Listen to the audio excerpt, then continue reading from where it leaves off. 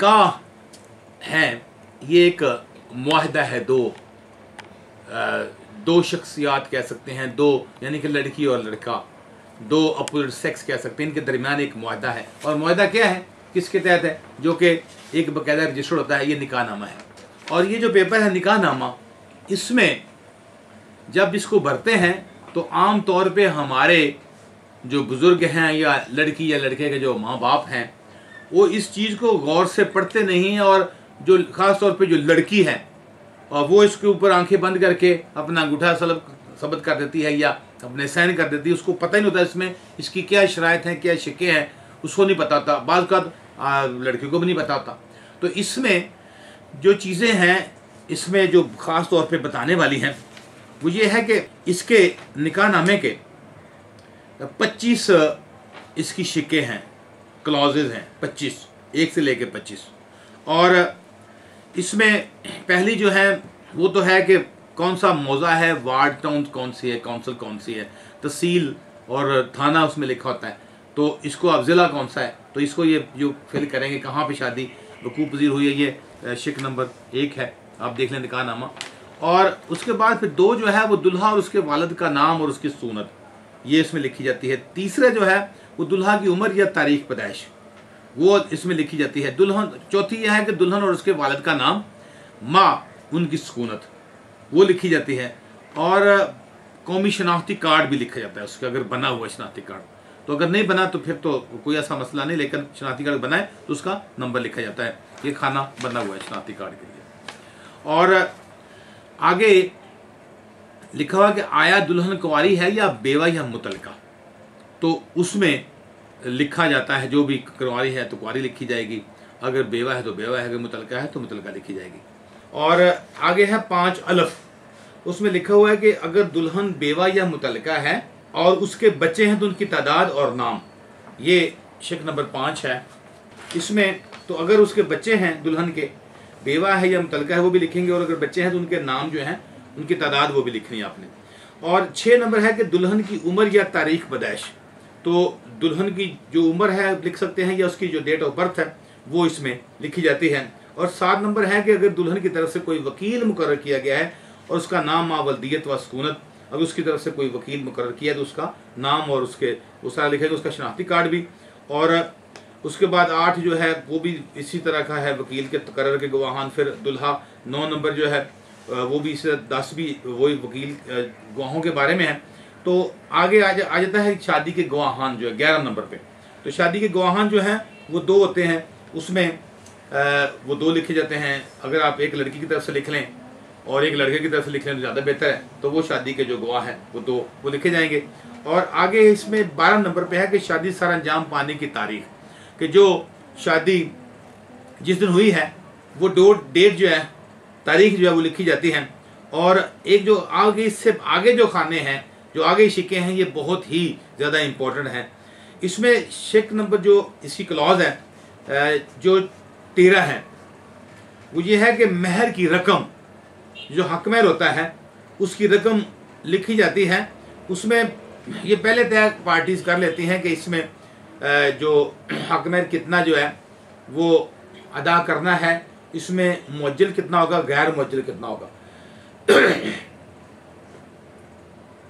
इसमें 13 नंबर पे महर की रकम है और 14 नंबर पे लिखा है महर की कितनी रकम मुअज्जल है या कितनी गैर मुअज्जल। मुअज्जल होता है कि जो फौरी तौर पे अदा कर दी गई, और जो गैर मुअज्जल है वो ये है कि उसमें गैर मुअज्जल अंदल तलब भी लिख देते हैं कि जब वो औरत उसे मांगे, डिमांड करे तो बकाया रकम वो देगा। और आगे है 15 नंबर, एक बहुत ख़ास है शिक, उसमें लिखा है कि आया महर का कुछ हिस्सा शादी के मौके पर अदा किया गया है, अगर किया गया तो किस कदर।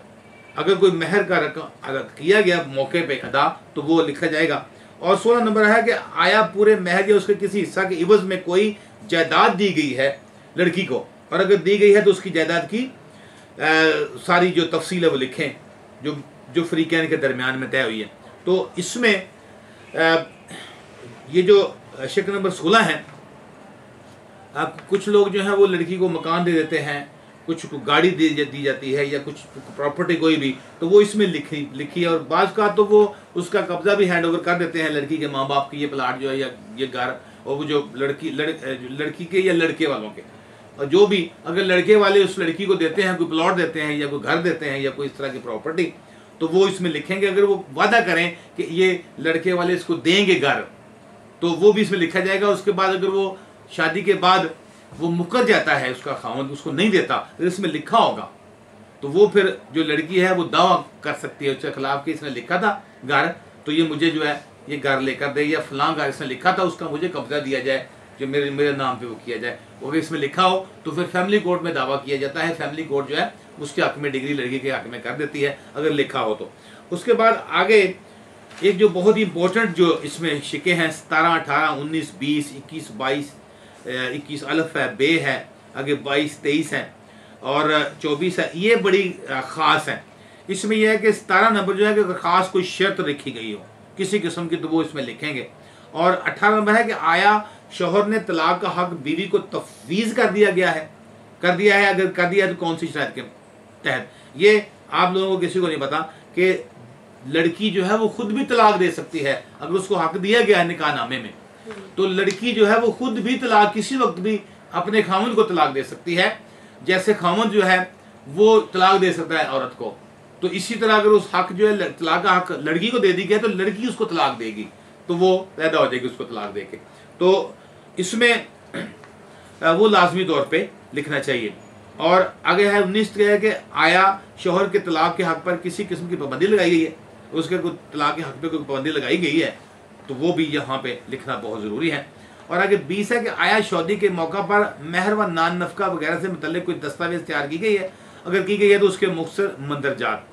अगर शादी के मौके पर कोई उसका जो महर या नान नफका, उसकी जो आने वाली ज़िंदगी में उसको जो खर्चा दिया जाएगा वो कितना जो है 10,000, 20,000, 50,000, लाख लड़की को अगर वो महाना के लिए देता है तो यहाँ पे लिखा जाएगा और फिर वो उतना देगा उसको। अगर वो नहीं देगा तो लड़की कोर्ट में, फैमिली कोर्ट में दावा दायर करके तो वो अपना हक ले सकती है जो नान नफका है। और आगे है 21 नंबर, आया दुल्हा के यहाँ पहले से कोई बीवी मौजूद है, अगर है तो आया उससे दूसरी शादी करने के लिए मुस्लिम खानदानी कवानीन के आर्डिनेंस 1961 के तहत चेयरमैन सासी कौंसिल इजाज़तनामा हासिल कर लिया है कि नहीं। अगर वो शादीशुदा है तो उसमें जो वो लिखेगा कि मैं शादीशुदा हूँ और जो पहली बीवी उससे इजाज़त ली है कि नहीं ली। ये 1961 का जो है वो कानून है, आर्डिनेंस है, उसके अंदर मुस्लिम खानदानी कवानीन के तहत, तो ये भी इसमें लिखा जाना बहुत ज़रूरी है। और आगे है 21 अल्फ के आया दुल्हा रंडवा है या तलाक याफ्ता। अगर वो रंडवा है तो वो लिखा जाएगा कि रंडवा है, और अगर वो तलाक याफ्ता है तो वो भी लिखा जाएगा। और आगे 21 बे है कि आया दुल्हा के यहाँ पहले से बीवी या बीवियाँ मौजूद हैं तो अब वो भी लिखी जाएंगी।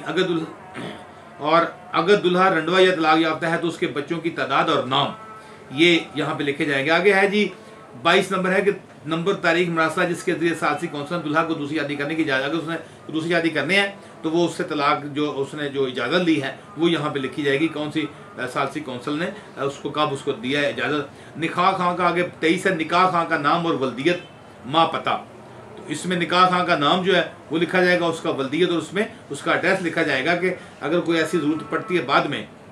इसमें यह है कि 23 नंबर जो है वो निकाह खां का नाम और वल्दियत और पता, जो निकाह खां है उसका नाम लिखा जाएगा, उसके वालिद का नाम लिखा जाएगा, उसका पता लिखा जाएगा कि ये कौन से किसने निकाह खान इसका करवाया है, ताकि बवक्त ज़रूरत जो है कि वो उसको भी कोर्ट में तलब किया जा सके, तो वो नाम इसलिए जो है लिखा जाता है। आगे है शादी को दर्ज रजिस्टर करने की तारीख, कि शादी किस डेट को ये दर्ज की गई है वो लिखेंगे।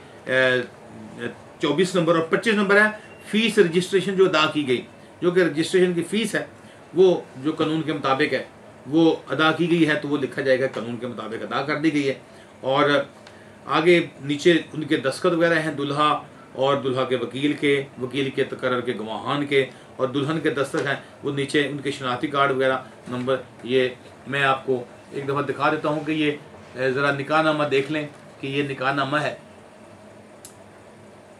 इसको ज़रा जूम कर लें सारी चीज़ें। और ये आप सारा देख लेना। तो ये आज हमने निकाहनामे के बारे में आपको बताया। और इसमें फिर अगर कोई शादी के बाद अगर कोई डिस्प्यूट पैदा होता है मियाँ बीवी के दरमियान, तो जो खामद है, अगर खामद ने बीवी को तलाक का हक तफवीज़ नहीं किया तो फिर खामद जो है वो किसी वक्त भी उसको तलाक दे सकता है। अगर उसने ये हक राइट जो है बीवी को दे दिया है तो फिर बीवी किसी वक्त भी उसको तलाक दे सकती है। तो ये, और अगर डिस्प्यूट पैदा होता है इसका किसी किस्म का, तो फिर इसमें जो फैमिली कोर्ट है वहाँ पे औरत दावा कर सकती है suit for recovery of maintenance, खर्चे का दावा कर सकती है। अगर बच्चों का कोई मामला है कि खामद जो है वो बच्चे लेके भाग गया है, उसको निकाल दिया बीवी को, तो बच्चे अगर मायने में छोटे हैं तो वो गार्डियन कोर्ट में दावा बच्चों के लेने के लिए कर सकती है।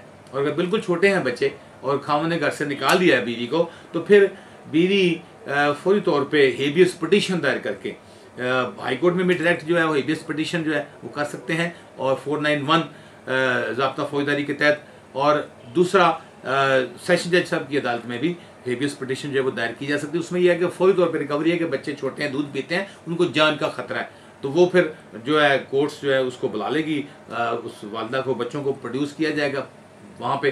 तो वो फिर अगर छोटे बच्चे हैं तो उनकी जो कस्टडी है आमतौर पे वो माँ को दे देती हैं। अगर बड़े हैं तो फिर वो फिर बाद में मेरिट पे फैसला होता है कि किसको देने हैं। जज की कोर्ट की मर्जी है कि वो औरत को दे दे, माँ को दे दे बच्चों की कस्टडी, या खामन को दे दे। तो इसमें आज हमारा ये टॉपिक था निकाहनामे के मतलब। अगर आप में आपके पास कोई आपके जहन में सवाल आता है तो आप मुझसे वो सवाल कर सकते हैं। सर, इस्लाम में निकाह दर्ज करने का कोई हुक्म है? बहुत अच्छा सवाल किया जी शिफा ने। इसमें यह है कि हमारे इस्लाम के मुताबिक तो ये है कि इस्लाम में लड़की और लड़के का इजाब और कबूल है। एक लड़का लड़की को प्रपोज करता है, वो कहते हैं जी मैंने कबूल किया, गवाहों के सामने वो कबूल कर लेती है, तो वो मियाँ बीवी बन जाते हैं। ये हमारे इस्लाम में है। लेकिन जो हमने जो बाद में आने वाले जो मुश्किलात हैं शादी के बाद जो मियाँ बीवी के दरमियान पैदा होती हैं, तो उसमें फिर हमने किसी फोरम पे जाना है, अगर लड़की के साथ कुछ ज्यादती हो रही है, उसने खर्चे का दावा करना है या कोई बच्चों की कस्टडी का, तो वो कहाँ पे जाएगी, कौन से उसके पास क्या दस्तावेज है, तो फिर निकाहनामा जो है वो इसलिए उसको हम दर्ज करवाते हैं। तो इसलिए हमारे इस्लाम में तो ये है कि इजाब और कबूल है, लेकिन हमारा जो कानून है मुल्की कानून, उसके मुताबिक निकाह दर्ज करना ज़रूरी है, जो कि आगे आने वाली जो मसाइल हैं उनको हल करने के लिए। सर, मैंने सुना है कि ये जो खर्चे का दावा औरत करती है, तो क्या हमारी अदालतों में वाकई ऐसे है कि इतना लंबा केस कर देते कि बच्चा 5 साल को हो जाता, जवान हो जाता, खर्चा मिलता ही नहीं है? इसमें ये पहले था ऐसे कि औरत जो है वो अपने बच्चों के लिए खर्चा लेने के लिए, नान नफका लेने के लिए दावा करती थी, तो वो साल लग जाते थे। लेकिन आजकल ऐसा नहीं है। अभी जो हमारी पॉलिसी है, जो एक नई पॉलिसी आई है, तो उसके तहत यह है कि अगर आप दावा करते हैं तो अगली डेट के ऊपर अगर खामद जो है उसका बच्चों का बाप आ जाता है, तो उसको फिर कोर्ट कहती है कि इसको जो इंटरम जो खर्चा है वो लग जाता है, उसमें जो कोर्ट्स हैं उसको लेके देती हैं। अगर वो नहीं आता तो फिर ये है कि उसको 1-2 मौके दिए जाएंगे, नोटिस भेजे जाएंगे, अखबार में इश्तिहार होगा उसको तलब करने के लिए, कोर्ट में बुलाने के लिए।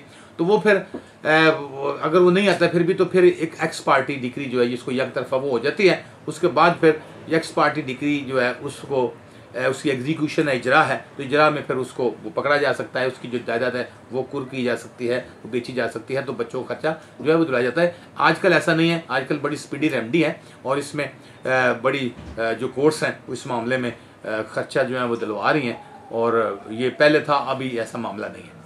सर, मेरा आपसे ये क्वेश्चन है कि लड़कियों का जो निकाहनामे पे इतनी ज़्यादा शराइत होती हैं, तो उनको कोई अवेयरनेस ही नहीं होती, तो इसके लिए मतलब क्या होना चाहिए कि उनको भी पता चले? कानून तो ये कहता है कि जो भी कानून है वो दूसरे बंदे को पता है, और कानून जो है वो पढ़ना भी चाहिए।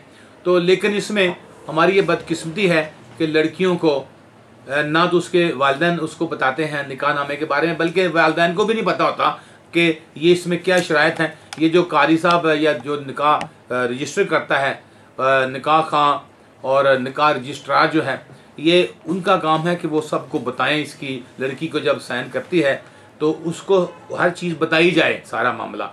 लेकिन ये बदकिस्मती से हमारे जो निकाह खां हैं या निकाह रजिस्ट्रार हैं इन्होंने कभी किसी को बताया नहीं है। तो इसमें यह है कि ये खुद जो है पेरेंट्स का भी काम है, लड़कियों का भी काम है कि उसकी जो शराइत हैं वो पढ़े। बल्कि मैं तो कहता हूँ कि जिस लड़की की शादी होती है या लड़के की शादी होती है, निकाहनामा जो है 2-3 दिन पहले जो खाली निकाहनामा है उसको दे दिया जाए, उसमें गौर उसको पढ़े और पढ़ने के बाद जो उसके मुताबिक जो उसके ज़हन में आता है तो उसके मुताबिक उसको जो है उसकी जो शराइत है वो बताए कि ये जो मेरी शराइत है, तो फिर इसको फिल किया जाए। तो ये जो काम है ये हमारे वालिदैन का भी काम है, लड़की लड़के के वालिदैन का, और निकाह खां का भी काम है, निकाह रजिस्ट्रार का भी काम है। तो ये अवेयरनेस जो है वो देनी चाहिए सबको। अच्छा जी, इसके बाद एक और जो बात आ जाती है कि निकाहनामा तो बन गया, रजिस्टर हो गया, उसके बाद फिर ये एक है मैरिज रजिस्ट्रेशन सर्टिफिकेट MRC। ये जो है जब निकाह हो जाता है या निकाहनामा बन जाता है तो फिर जो मुतल्लिका यूनियन काउंसिल है वहाँ पे जो कोई भी पार्टी है, लड़की या लड़का, या आप निकाह खां को कह सकते हैं, निकाह रजिस्ट्रार कह सकते हैं कि वो ये रजिस्ट्रेशन जो है वो करवा के दे वहाँ पर यूनियन काउंसिल से। तो ये फिर मैरिज रजिस्ट्रेशन सर्टिफिकेट जो है वो शादी का जो सर्टिफिकेट इंदराज का वो बन जाएगा। तो ये भी लाजमी तौर पे लेना चाहिए। और ये निकाह का जो है मैरिज रजिस्ट्रेशन सर्टिफिकेट जो है इसको भी लाजमी तौर पे दर्ज कराना चाहिए। जी नाज़रीन, आज की वीडियो आपने देखी, बहुत मालूमाती थी। निकाह नामा जो है उसको पुर करने का और सारा निकाह का जो प्रोसेस है उसके बारे में हमने बात की। आप इसी तरह अगर चाहते हैं कि आपको और इन्फॉर्मेशन कानून के बारे में मिलती रहे, हमारी वीडियोज़ आप तक पहुँचते रहें, तो आप बिल्कुल मुझसे रब्ता कर सकते। मेरा नंबर जो है वो स्क्रीन पे चल रहा है, आप मुझसे किसी वक्त भी कोई भी मशवरा कर सकते हैं। और अगर आप चाहते हैं कि मेरी वीडियोस आपको मिलती रहें तो मेरे चैनल को सब्सक्राइब लाजमी कर दीजिएगा। मेरा चैनल ID है महमूद गिलानी TV1। तो आप सब्सक्राइब करेंगे तो आपको कोई भी जो नई वीडियो है वो आप तक पहुँचती रहेगी। आप सबका बहुत बहुत शुक्रिया।